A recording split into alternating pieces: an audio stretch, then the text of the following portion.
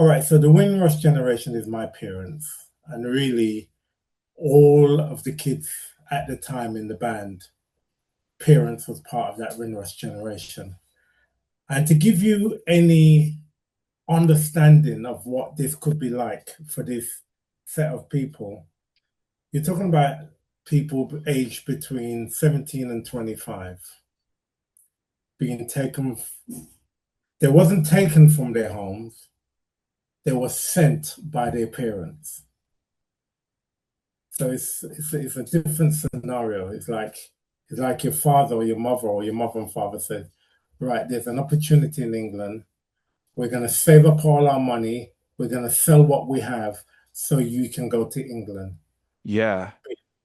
They say that the streets are paved with gold, Yeah. and they believed everything white people told them.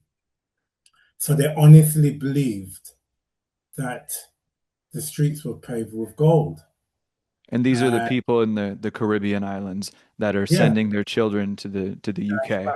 the young children. So the Windrush generation is parents' pride and joy being sent away. Yeah. So it's a reverse form of slavery. It's go and work with my permission Mm. because you're going to get paid. Yeah. And what you were saying about how all these parents in the Caribbean, they were made all these extravagant promises about how, go to England, it's going to be a better opportunity. You're going to have an amazing life. Was that promise true for that Windrush generation when they arrived, for those young adults? Far from it. It was the exact opposite. Yeah. They had signs on the windows, no dogs, no Irish, no blacks. So there was no way for them to live. They might have come in at Southampton and they might have a telephone number. And they don't know what a telephone is because none of them had telephones. So, and most houses didn't have telephones. The household might have one telephone, but individuals didn't have telephones. Like in the house that I grew up in, there was one phone in the house, and everybody would get a phone call on that call and at that phone, just to give you, a perspective. And then what basically happened is that they had to make a way one way or the other. Some survived, some didn't survive, some made it, some didn't make it. But in the house that I grew up in was a four-story house, and every room had a family. Two children, husband and wife, three children, husband and wife, one child, husband and wife, in a house, in a room which is maybe 12 by 15, 12 by 12, 12 by 10. Yeah.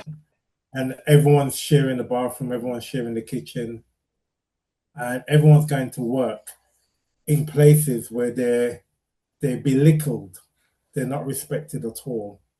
They have nobody respects them. No one talks to them with respect. They're treated like garbage. And out of that um, came children like myself. Yeah.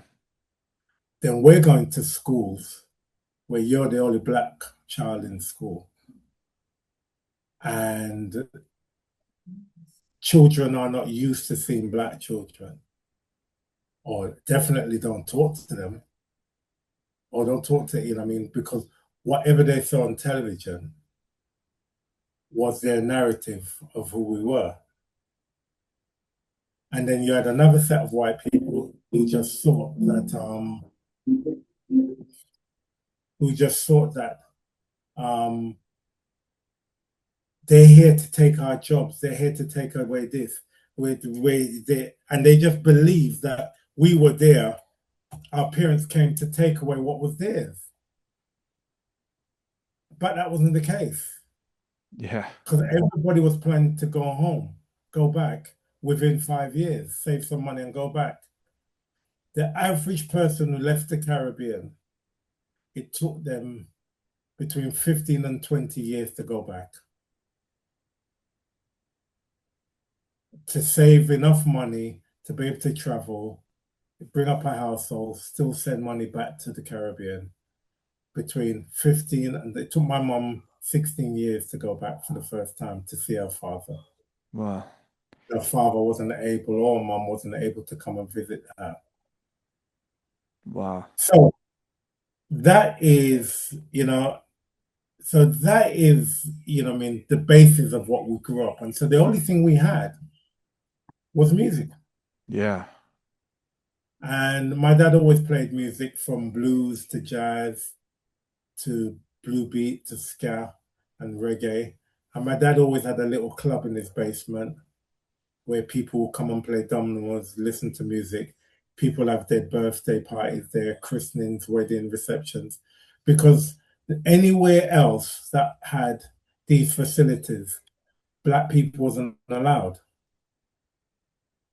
So it was unofficial segregation. So it wasn't written, we're not racist, we don't segregate. But you go for a job or you go for, sorry, you, everyone's telling you no. Yeah. And we grew up with that as well.